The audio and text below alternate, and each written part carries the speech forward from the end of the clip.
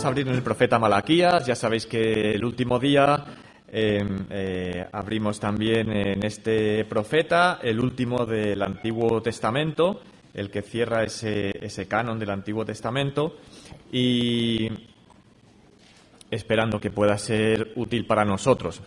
Malaquías significa mi mensajero y se escribió más o menos esta profecía en el año 430 antes de Cristo. Ya el templo estaba reconstruido y se veía claro que había una frialdad espiritual en aquel momento. Y entonces mirábamos los primeros 5 versículos en donde había una pregunta que se hacía el pueblo, porque Dios les decía: yo os he amado. Y el pueblo se preguntaba: ¿en qué nos amaste? Recordáis que eso es lo que estuvimos viendo en el día anterior.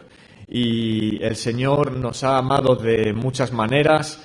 Al que aún no ha entregado su vida a Él, le dice: rescatado con la sangre preciosa de Cristo, como de un cordero sin mancha y sin contaminación. Ese es el llamado para el que no ha creído en Él. Conocido desde que era un embrión, conocido por el Señor, alguien que hace llover sobre justos e injustos, recibimos bendiciones de parte de Él, todos. Y nosotros, los que ya sí le hemos conocido, que hemos entregado nuestra vida a Él, y desde ese momento, hechos sus hijos, nos ha dado de su Espíritu Santo, nos ha dado una herencia incorruptible, nos está preparando lugar, ahí lo dice en Juan 14, a todos los que aman a Dios, todas las cosas nos ayudan a bien. Bueno, pues esto es lo que vimos el otro día. Así que si el resumen de la pregunta es ¿nos ama Dios? Pues la respuesta es un sí rotundo, absolutamente rotundo. Y hoy tenemos los versículos desde el 6 hasta el 14, así que vamos a leer en Malaquías 1, de los versículos 6 hasta el 14. Dice: el Hijo honra al Padre y el siervo a su Señor. Si pues soy yo Padre, ¿dónde está mi honra? Y si soy Señor, ¿dónde está mi temor? Dice Jehová de los ejércitos a vosotros, oh sacerdotes, que menospreciáis mi nombre, y decís: ¿en qué hemos menospreciado tu nombre? En que ofrecéis sobre mi altar pan inmundo. Y dijisteis: ¿en qué te hemos deshonrado? En que pensáis que la mesa de Jehová es despreciable, y cuando ofrecéis el animal ciego para el sacrificio, ¿no es malo? Asimismo, cuando ofrecéis el cojo o el enfermo, ¿no es malo? Preséntalo, pues, a tu príncipe. ¿Acaso se agradará de ti, o le serás acepto? Dice Jehová de los ejércitos. Ahora, pues, orad por el favor de Dios para que tenga piedad de nosotros. Pero ¿cómo podéis agradarle si hacéis estas cosas? Dice Jehová de los ejércitos.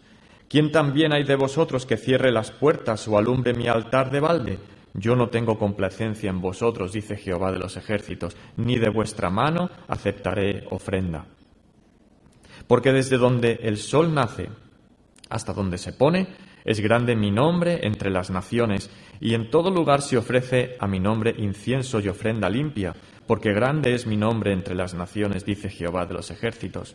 Y vosotros lo habéis profanado cuando decís: inmunda es la mesa de Jehová, y cuando decís que su alimento es despreciable. Habéis además dicho: oh, qué fastidio es esto, y me despreciáis, dice Jehová de los ejércitos. Y trajisteis lo hurtado, o cojo, o enfermo, y presentasteis ofrenda. ¿Aceptaré yo eso de vuestra mano? Dice Jehová. Maldito el que engaña, el que teniendo machos en su rebaño, promete y sacrifica a Jehová lo dañado. Porque yo soy gran rey, dice Jehová de los ejércitos, y mi nombre es terrible entre las naciones. Así que, versículo 6. El Hijo honra al Padre y el siervo a su Señor. Si pues soy yo Padre, ¿dónde está mi honra? Y si soy Señor, ¿dónde está mi temor? Dice Jehová de los ejércitos a vosotros, oh sacerdotes, que menospreciáis mi nombre y decís: ¿en qué hemos menospreciado tu nombre? Así que se ponen 2 ejemplos de algo que está claro, relaciones en las que hay honra de uno hacia el otro. ¿Qué honra merece un padre de parte de su hijo? ¿Qué honra merece un siervo de parte de su señor? Bueno, de los hijos a los padres hay un mandamiento explícito, uno de los 10 mandamientos, y uno de ellos dice, sabemos perfectamente, honra a tu padre y a tu madre para que tus días se alarguen en la tierra que Jehová tu Dios te da. Así que hay el mandato y la bendición, asociado a ello hay bendición en el simple hecho de honrar a los padres. Y es un mandamiento que se extiende en el Nuevo Testamento. La semana pasada por la tarde los versículos de Efesios capítulo 5, que eran algunos que aparecían bastante en el texto, pero a continuación, en esa relación que se habla entre maridos y mujeres, a continuación se da el mandato repetido de los 10 mandamientos acerca de los hijos y los padres. Hijos, obedeced en el Señor a vuestros padres, porque esto es justo. Honra a tu padre y a tu madre, que es el primer mandamiento con promesa. Así que es algo muy claro. La relación entre padres e hijos es una relación que implica una honra de los hijos hacia los padres. En cuanto al siervo y al señor, es algo también evidente, por pura definición. El señor es alguien que debe ser honrado y obedecido. Y así Jesús decía algo que era: ¿por qué me llamáis Señor y no hacéis lo que yo digo? No tiene sentido. No tiene sentido llamar a alguien Señor y no hacer lo que Él dice. Hay dos palabras que no deben ir juntas, no tiene sentido que vayan juntas, y es decir, Señor, no. Señor, no. Señor, no quiero hacer eso. No, si es el Señor, entonces debes obedecer, debes honrar. En Lucas, en el capítulo 17, se ilustra esa relación o cómo tiene que actuar un siervo con respecto a su Señor. El deber de un siervo nos titula allí. Y en Lucas, capítulo 17, versículo 7, dice: ¿quién de vosotros, teniendo un siervo que ara o apacienta ganado, al volver él del campo, luego le dice: pasa, siéntate a la mesa? ¿No le dice más bien: prepárame la cena, cíñete y sírveme hasta que yo haya comido y bebido, y después de esto come y bebe tú? ¿Acaso da gracias al siervo porque hizo lo que se le había mandado? Pienso que no. Así también vosotros, cuando hayáis hecho todo lo que os ha sido ordenado, decid: siervos inútiles somos, pues lo que debíamos hacer hicimos. Es una relación que entra dentro de la lógica de lo que entendemos que debe ser, y también habla allí en Efesios 6, la relación entre los siervos y sus señores. Así que Dios se preguntaba: si pues soy yo Padre, ¿dónde está mi honra? Si soy Señor, ¿dónde está mi temor? Así que esto es lo que Dios demandaba a su pueblo en conjunto, y específicamente aquí está hablando, dice Jehová de los ejércitos, a vosotros, oh sacerdotes, que menospreciáis mi nombre. Así que se está dirigiendo específicamente a este grupo que era el de los sacerdotes. Como Padre y Señor, era merecedor de esa honra y de ese temor que Él estaba demandando. A los sacerdotes específicamente, los encargados de dar las ofrendas de parte del pueblo para con Dios, conforme a todos los rituales que Dios había establecido allí para con su pueblo. Dios les había preguntado anteriormente, les había dicho: yo os he amado. Y ellos se preguntaban: ¿en qué nos has amado? Pues ahora les dice Dios a los sacerdotes: ¿dónde está mi honra? Y ellos responden: ¿en qué hemos menospreciado tu nombre? Bueno, eso es lo que nos vamos a preguntar también en esta mañana, la explicación que Dios les da y de qué manera esto nos puede aplicar a nosotros. Este es uno de esos textos que podríamos decir sencillos como parte de un devocional, que son sencillos de entender. Son sencillos de entender. Bueno, en los versículos siguientes va a ir explicando Dios en qué manera le estaban deshonrando con respecto a las ofrendas que tenían que ver con pan, las ofrendas que tenían que ver con animales, y esto lo repite como en dos partes, en los primeros versículos del 7 en adelante, del 7 lo vamos a ver ahora, del 7 al 8, y después también repite lo mismo en el 12, 13 y la primera parte del 14. Entonces los vamos a ver juntos. Es decir, en cuanto a las ofrendas del pan, entramos en esa parte. Y lo vemos en el versículo 7 y en el versículo 12. Dice el versículo 7: en que ofrecéis sobre mi altar pan inmundo. Y dijisteis: ¿en qué te hemos deshonrado? En que pensáis que la mesa de Jehová es despreciable. Y el versículo 12: y vosotros lo habéis profanado cuando decís: inmunda es la mesa de Jehová, y cuando decís que su alimento es despreciable. Los sacerdotes eran los descendientes de la tribu de Leví, específicamente los descendientes de Aarón, hermano de Moisés, eran encargados de ofrecer esas ofrendas a Dios. ¿Y qué les dice Dios? Bueno, repite las dos mismas ideas en estos dos versículos, en el 7 y en el 12. Ofrecéis un pan que es inmundo, se puede entender por cómo lo ofrecéis o porque consideráis que es inmundo, lo consideréis además despreciable. Así que, si pensamos en este pan, podemos pensar en las ofrendas que se hacían con pan, vemos algunas ahora, o también en lo que era el pan de la proposición. Probablemente se refiere a eso porque habla de la mesa la mesa del Señor, que entendemos que está asociado a la mesa de la proposición, y ahora lo vemos también. Bueno, como os decía, si pensamos en este pan, es algo que se ofrecía en diversas situaciones en el Levítico, y en el capítulo 2, ahí vienen diversas ofrendas que tenían que ver con ese pan, y era una ofrenda de harina que se podía ofrecer cruda o en forma de panes o tortas, cocidas en el horno o en sartén o en cazuela. Y de estos panes y tortas, si miramos ahí en Levítico 2, en donde aparece toda esta manera de ofrecer allí, se decía en el versículo 10, y lo que resta de la ofrenda será de Aarón y de sus hijos, es cosa santísima de las ofrendas que se queman para Jehová. Es decir, que había una parte que era para los sacerdotes y ellos lo debían comer. Si pensamos en el pan de la proposición, ¿qué era esto? Bueno, pues que cada día el sacerdote tenía que entrar en esa parte central del templo, y lo recordamos del tabernáculo, y luego en el templo había una parte que era el lugar santo, y después una parte que era el lugar santísimo, donde separados por una cortina no se podía acceder salvo una vez al año. Pero en esta otra parte previa, en el lugar santo, allí estaba el candelero, estaba el altar del incienso, estaba la mesa de la proposición, y en esa mesa de la proposición, que podemos entender que a eso se nos hace ver cuando está hablando que estaban despreciando la mesa de Jehová, esa mesa de la proposición pues tenía unas características muy concretas. Y de él se está diciendo, despreciaban la mesa, el alimento lo despreciaban, probablemente se refiere a esto. ¿Y cómo tenía que ser este pan? Está en Levítico en el capítulo 24. En Levítico 24, y lo vamos a leer los versículos del 5 al 9, porque Dios había dado unas instrucciones específicas de cómo tenía que ser este pan. Y dice, y tomarás, Levítico 24, versículo 5, y tomarás flor de harina, y cocerás de ella 12 tortas, cada torta será de 2 décimas de efa. Ahora traducimos todo esto. Y las pondrás en 2 hileras, 6 en cada hilera, sobre la mesa limpia delante de Jehová.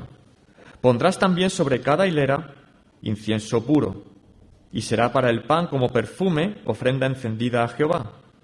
Cada día de reposo lo pondrá continuamente en orden delante de Jehová en nombre de los hijos de Israel como pacto perpetuo, y será de Aarón y de sus hijos, los cuales lo comerán en lugar santo, porque es cosa muy santa para él, de las ofrendas encendidas a Jehová por derecho perpetuo.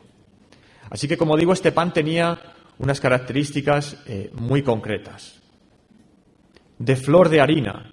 Flor de harina quiere decir que era harina de la mejor calidad, la más fina y pura, obtenida al moler el grano con un cuidado especial. Además tenía que ser cocida. Y tenían que ser 12 tortas, recordando a las 12 tribus de Israel. Además, el peso, como os decía, si lo traducimos, parece que debían ser como de 4,5 kilos cada una. Además, 2 hileras, de 6 cada una de las hileras, con incienso, cambiadas el día de reposo, permanecían allí toda la semana y en el día de reposo se cambiaban, y las antiguas eran comidas por los sacerdotes. Así que las instrucciones precisas y concretas, y además colocados, dice versículo 6 al final, sobre la mesa limpia. Muy concreto. después de ver todas las instrucciones, cuando miramos y dice ofrecéis pan inmundo, bueno, pues fácilmente podemos entender que Dios, mirando desde arriba y viendo los panes que habrían preparado o viendo la limpieza de la mesa, el peso, tenía que ser el peso concreto, la forma concreta, la harina concreta, es inmundo. O sea, ¿esto qué es? Como cuando estás pidiendo algo y te viene lo que has pedido y esto no tiene nada que ver con lo que yo he pedido. Bueno, pues esa era la percepción que Dios tenía cuando miraba ese pan. Porque algo que tenemos que tener claro, porque es así y lo vemos a lo largo de toda la Escritura, es que cuando Dios da instrucciones son para ser cumplidas, no para ser negociadas. No. Las instrucciones de Dios son para ser cumplidas. Como cantamos, la palabra del Señor es ciertamente la verdad. Dice, Dios no habla por hablar. Creo que dice, habla para nuestra salvación, ¿no? Dios no habla por hablar. Cuando Él da instrucciones en la palabra, son para ser seguidas y no hacerlo tiene consecuencias. ¿Recordáis en este mismo contexto cuando dos de los hijos de Aarón, Nadab y Abiú, ¿qué es lo que se dice de ellos? Que ofrecieron incienso, dice, fuego extraño, que Él nunca mandó allí al principio del todo. Dios nunca había mandado eso, ellos lo ofrecieron y de verdad, menos mal, como digo otras veces, que Dios no siempre actúa de esta manera ante una desobediencia, pero aquello fue catalogado por Dios como algo tan grave como para que dice, salió fuego de delante de Jehová y los quemó. Y murieron delante de Jehová. Porque había dado instrucciones concretas y no había cabida para la inventiva, ¿no? Esto es lo que Dios quiere que hagas. Recordamos el caso de Uza, cuando estaba trasladándose el arca de vuelta, allí dirigido por David para Jerusalén, y de repente Uza extendió la mano sobre el arca de Dios y la sostuvo porque los bueyes tropezaban. Pero es que así no había que trasladar el arca. Dios había dado instrucciones concretas con unas varas, no se debía tocar, pero Uza, vamos a decir, quizá con buena intención, pero extendió la mano, los bueyes tropezaban. Y el furor de Jehová se encendió contra Uza y lo hirió allí Dios por aquella temeridad y cayó muerto allí junto al arca de Dios. Así que inmundo, que ella era lo que aquí se habla, este pan inmundo, pues se puede entender. Mira, no están siguiendo las instrucciones, no están haciendo porque lo despreciaban, porque lo consideraban en poco, pero ¿qué es esto que me estáis ofreciendo? Esto no es siguiendo las instrucciones. Dice, pensáis que la mesa de Jehová es despreciable. Luego dice, pensáis que el alimento, en el 12, pensáis que el alimento es despreciable. Así que tenían que comerlo y además se les había dicho porque es cosa muy santa para Él. Así que para Dios era muy santo y ellos lo despreciaban. Recuerda la manera en que consideraron que era el maná. La descripción que Dios hace del maná, Dios les dice, hizo llover sobre ellos maná para que comiesen. Esto lo dice en Salmos. Les dio trigo de los cielos, pan de nobles comió el hombre, les envió comida hasta saciarles. Trigo del cielo, pan del cielo, dice Juan después, pan de nobles, que en otras traducciones se traduce como pan de ángeles. Y sin embargo, lo que nos dice que el pueblo dijo de ese maná es que habló el pueblo contra Dios y contra Moisés. ¿Por qué nos hiciste subir de Egipto para que muramos en este desierto? Pues no hay pan ni agua y nuestra alma tiene fastidio de este pan tan liviano. Dios les había dado pan de nobles, pan de ángeles, trigo del cielo en el desierto. Y ellos lo consideraban como un fastidio, este pan tan liviano. Bueno, pues de igual modo, este pan, considerado por Dios como muy santo, y ellos lo despreciaban. También se habla después, versículo 8 y versículos 13 y 14, la primera parte, acerca de las ofrendas de animales. Y el 8, y cuando ofrecéis el animal ciego para el sacrificio, ¿no es malo? Asimismo, cuando ofrecéis el cojo o el enfermo, ¿no es malo? Preséntalo pues a tu príncipe, ¿acaso se agradará de ti o le serás acepto? Dice Jehová de los ejércitos. Versículo 13. Habéis además dicho, oh, qué fastidio es esto, y me despreciáis, dice Jehová de los ejércitos, y trajisteis lo hurtado, o cojo, o enfermo, y presentasteis ofrenda. ¿Aceptaré yo eso de vuestra mano? Dice Jehová. Así que, ciego, cojo, enfermo, lo repite en el versículo 13. Había una serie de sacrificios en el Antiguo Testamento que tenían que ver también con el sacrificio de animales. Y hay una palabra común en ellos. Bueno, es un juego fácil. Os leo algunos versículos. Encontrad la palabra común en todos ellos. Levítico 1:3. Os leo citas, ¿vale? Si su ofrenda es vacuna, será macho sin defecto. Versículo 10. Si su ofrenda para el holocausto es del rebaño de los corderos o de las cabras, será macho sin defecto.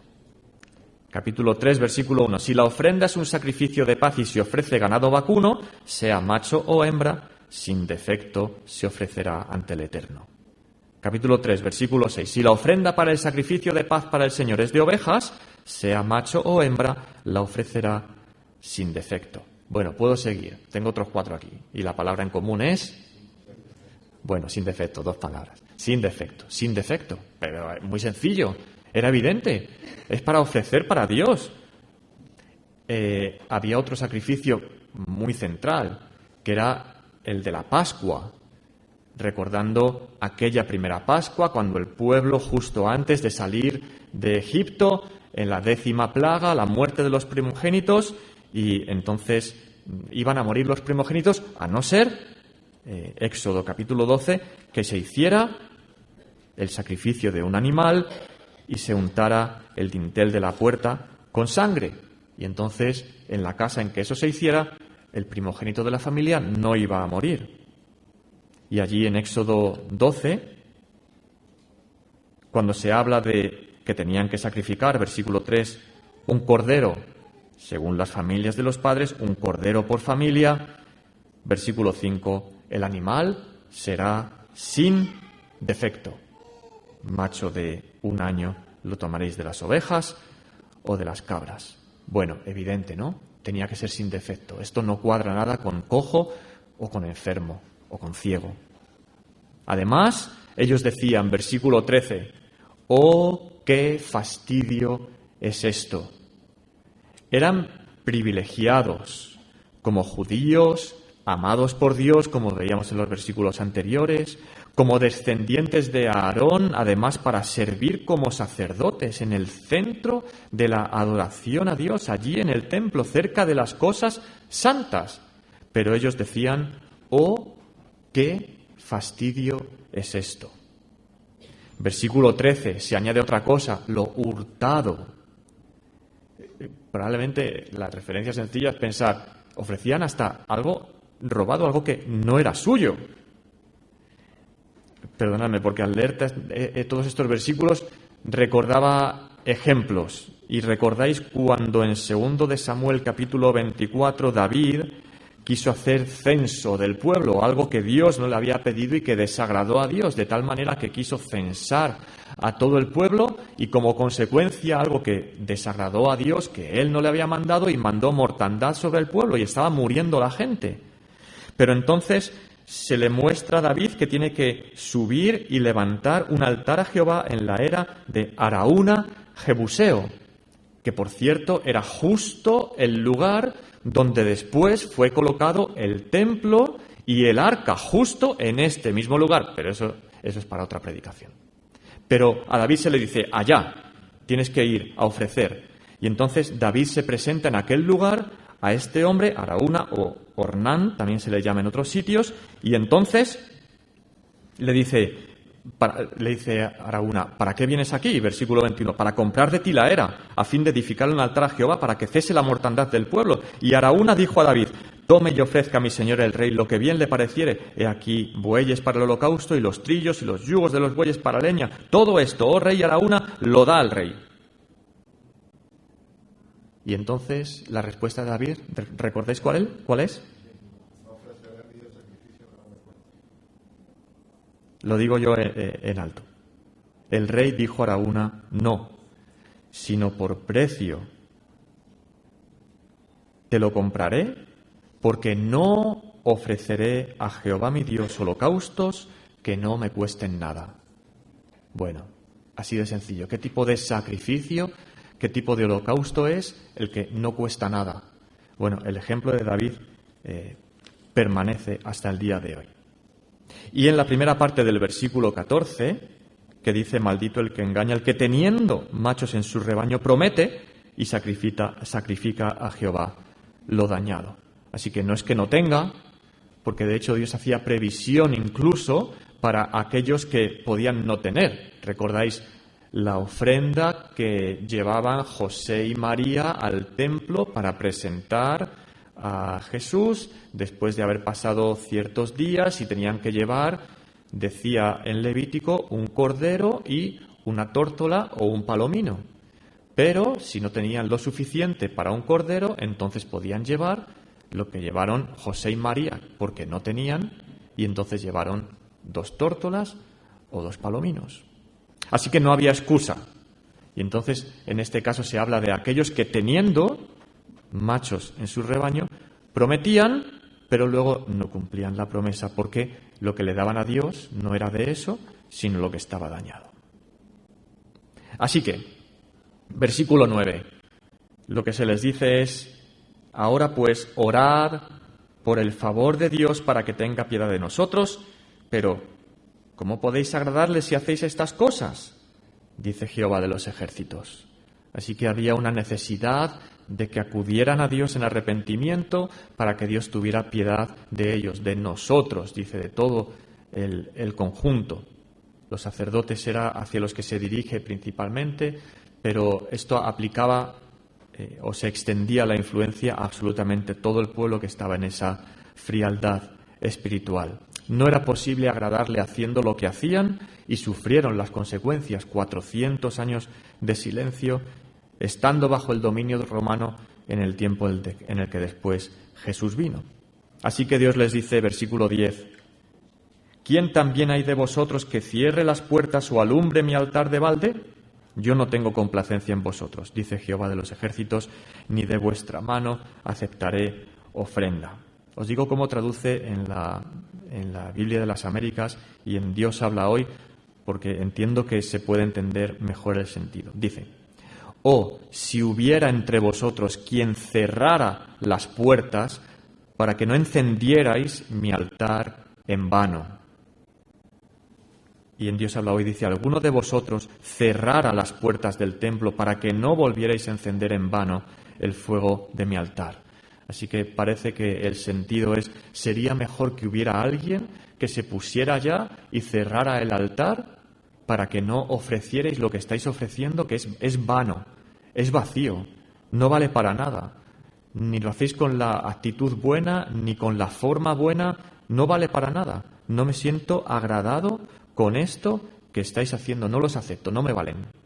Así que la situación es realmente triste. Dios quería relacionarse con ellos, les había dado instrucciones claras, pero ellos hacían ofrendas desagradables a Dios, así que era mejor no ofrecer nada porque Dios no tenía complacencia en lo que ofrecían. Y finalmente, tanto en el versículo 11 como en la segunda parte del 14, se muestra la grandeza de Dios. Y una grandeza que es independiente de la respuesta que nosotros podamos dar como hombres. Versículo 11.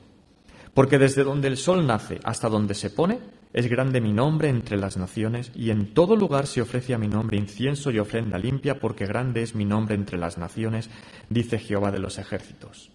Y en la segunda parte del 14 dice, porque yo soy gran rey, dice Jehová de los ejércitos, y mi nombre es temible entre las naciones. Una vez más, el gran privilegio que ellos tenían, acceso a todas las promesas, serían una nación grande, con una gran descendencia, por medio de ellos serían benditas todas las naciones de la tierra, por medio de ellos vino el Mesías, venía la Escritura y preservada la Escritura a lo largo de los años, pero lo que había sucedido es que lo habían despreciado. Pero el nombre de Jehová es grande entre las naciones. Soy rey, dice el versículo 14. Mi nombre es temido entre las naciones. O como dice Romanos en el capítulo 1, es posible conocer a Dios simplemente por medio de las cosas creadas. Todo el privilegio que vosotros tenéis, pero la gente de todas las naciones, hay gente que es capaz de reconocer: yo soy rey. Y vosotros, con todo vuestro privilegio, no. Así vemos el ejemplo de aquel hombre, ¿recordáis? Funcionario etíope de la reina Candace, que había ido a Jerusalén a adorar. Pero poco sabía, porque iba leyendo el profeta Isaías y no entendía lo que leía.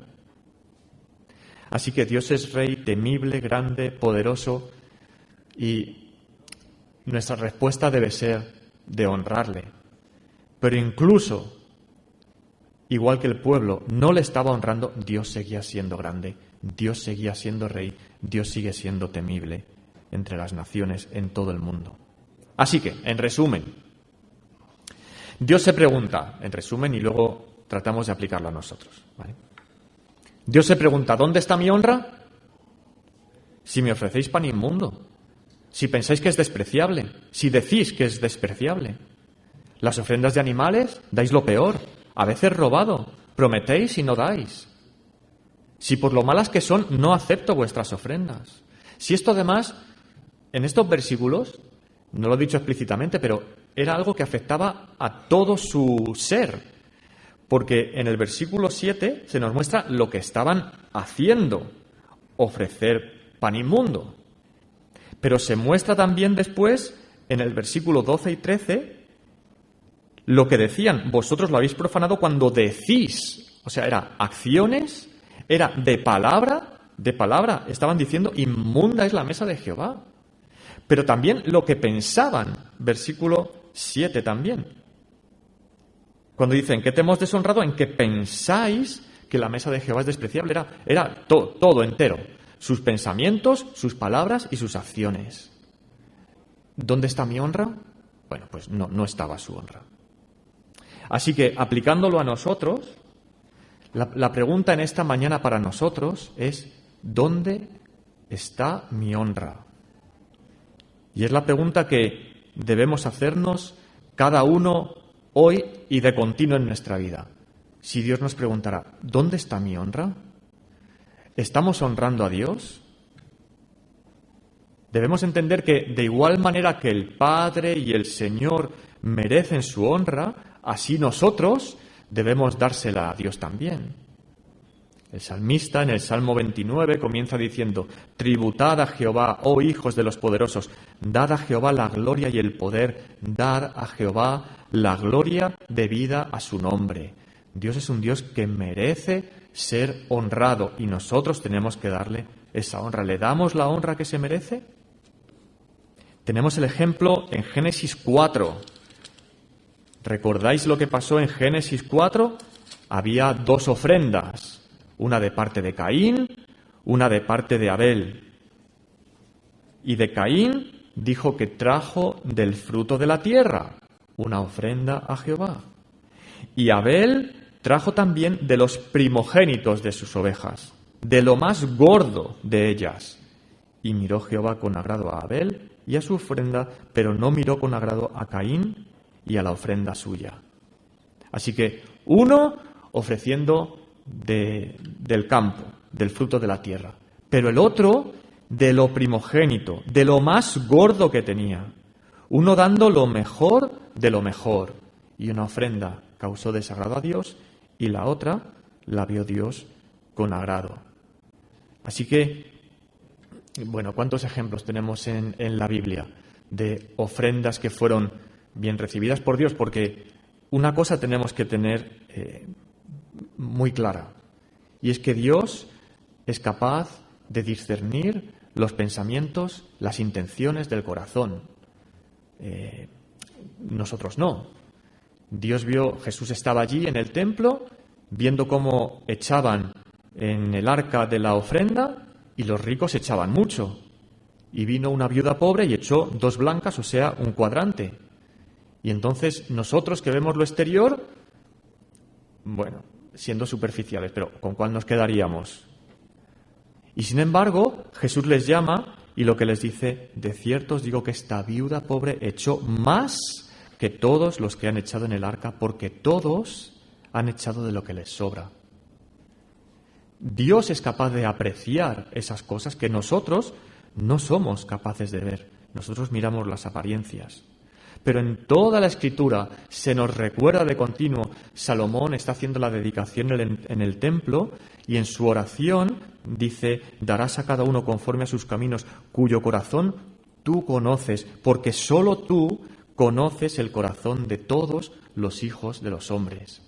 A él no se le escapaban los detalles de incluso no solo lo que estaban ofreciendo, que estaba claro que estaba mal, no solo lo que estaban diciendo, que estaba claro que estaba mal, también lo que estaban pensando, que estaba claro que estaba mal.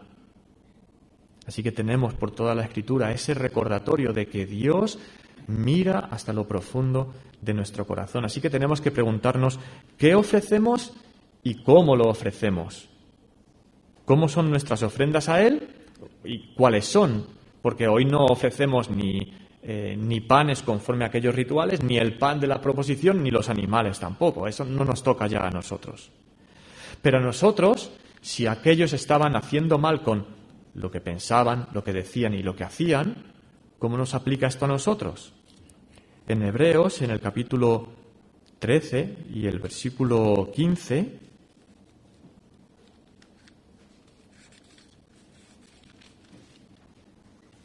dice así que ofrezcamos. Venga, ¿qué tenemos que ofrecer? Siempre a Dios por medio de Él sacrificio de alabanza, es decir, fruto de labios que confiesan su nombre. Gracias, Rubén.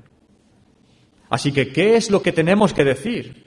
¿Qué es lo que tenemos que ofrecer a Dios con nuestros labios? Fruto de labios que confiesan su nombre. ¿Es esta nuestra manera de hablar? ¿Es esto una ofrenda que damos al Señor en las palabras que decimos?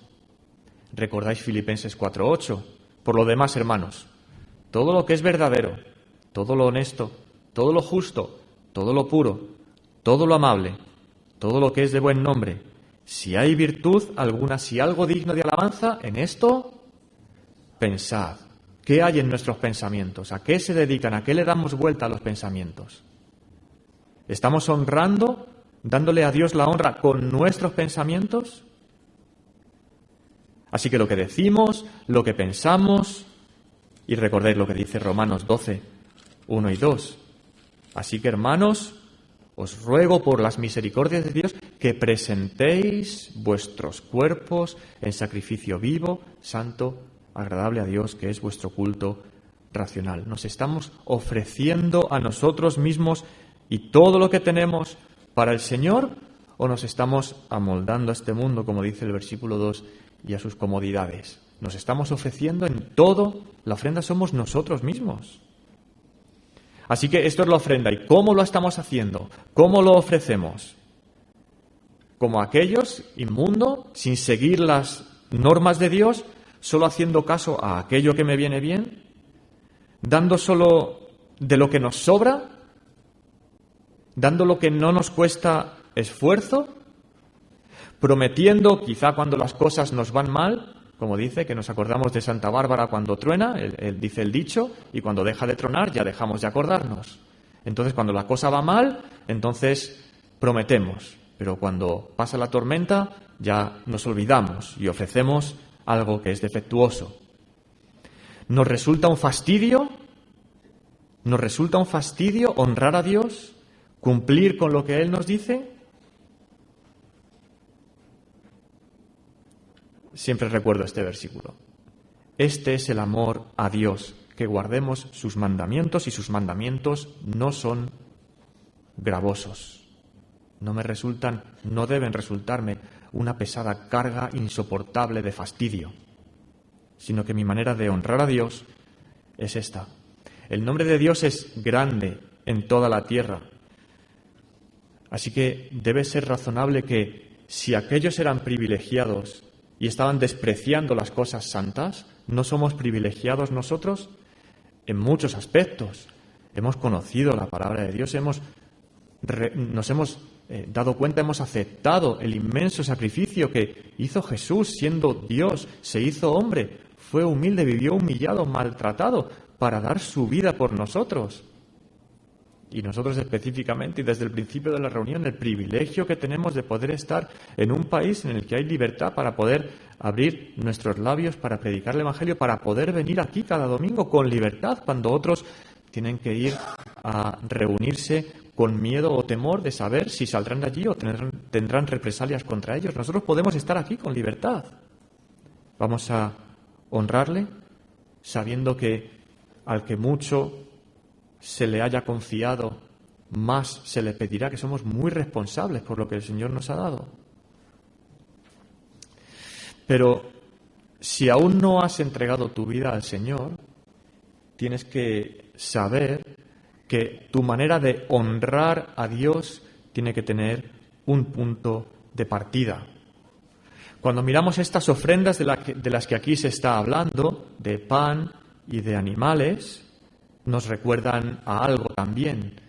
En un sentido eran una figura de algo, o más bien de alguien, que había de venir. Aquel pan que era hecho con flor de harina, una harina molida finamente, pura. Y en Isaías 53, el profeta en el versículo 5 nos dice: mas él herido fue por nuestras rebeliones, molido por nuestros pecados. ¿De quién está hablando? De Jesús. El castigo de nuestra paz fue sobre él y por su llaga fuimos nosotros curados. Y él mismo en Juan 6 se define como: yo soy el pan de vida. El que a mí viene nunca tendrá hambre y el que en mí cree no tendrá sed jamás. Yo soy el pan vivo que descendió del cielo. Si alguno comiere de este pan, vivirá para siempre. Ese es el pan molido, puro, al que nos recuerda. Es el Señor Jesucristo, el verdadero pan del cielo, que da vida eterna. ¿Y a qué nos recuerdan todos aquellos animales con esa característica fundamental que era sin defecto? ¿A quién nos recuerda aquel animal sin defecto, sacrificado en la Pascua para dar liberación al pueblo? Nos recuerda, obviamente, al Señor Jesús, el único sin defecto que ha vivido en este mundo. Me encanta repasar esos versículos que nos recuerdan: el cual no hizo pecado, ni se halló engaño en su boca. Porque también Cristo padeció una sola vez por los pecados, el justo por los injustos, para llevarnos a Dios, el justo. Cuando se habla en Hebreos de un sumo sacerdote que fue tentado en todo según nuestra semejanza, pero sin pecado. Cuando dice que tal sumo sacerdote nos convenía, santo, inocente, sin mancha. Cuando dice al que no conoció pecado, por nosotros lo hizo pecado. Bueno, si recordáis otros versículos, decídmelo después. ¿En cuántos lugares? Sin pecado, sin mancha, sin defecto. Él era el sacrificio, la ofrenda perfecta. Así que a este, que era perfecto, al Señor Jesús, el primer acto de honra que hay que darle es entregarle la vida a Él. Es reconocerle conforme a lo que Él es, el Hijo de Dios, Dios hecho hombre, viviendo una vida perfecta y dando su vida por ti, tal como le dijo a Nicodemo en Juan 3:3. De cierto te digo, el que no naciere de nuevo no puede ver el reino de Dios. Tiene que haber un punto de comienzo en el que comenzar a darle esa honra a Dios. ¿Y cómo se hace esto? El apóstol Pedro decía: arrepentíos y convertíos para que sean borrados vuestros pecados. Arrepentíos, reconoced vuestro pecado ante Dios. Mirad a aquellos sacerdotes de Malaquías en el capítulo 1, como hemos estado leyendo, y no verlo como algo lejano de aquellos que malos eran, sino mírate a ti mismo y contempla el pecado en tu vida de lo que tienes que arrepentirte y convertíos, dice. Mirad a Dios, daos la vuelta, observar a aquel que era hombre perfecto, que era Dios y que dio su vida por ti en la cruz. ¿Quieres honrar a Dios? Reconoce a Jesús como Señor y Salvador en tu vida y hazlo cuanto antes. Y para el resto, ¿queremos dar lo mejor al Maestro? ¿Queremos honrar a Dios? ¿Dónde está mi honra?, se pregunta él. Si Dios nos preguntara eso, ¿qué podríamos contestarle? Que sea un reto para nosotros el poder decirle: Señor, te estoy honrando conforme a mis fuerzas, conforme a lo que tengo, te honro con mi vida, con mis labios, con mis pensamientos. Que el Señor nos bendiga para que esto sea un reto para nuestros corazones, para honrarle como Él se merece.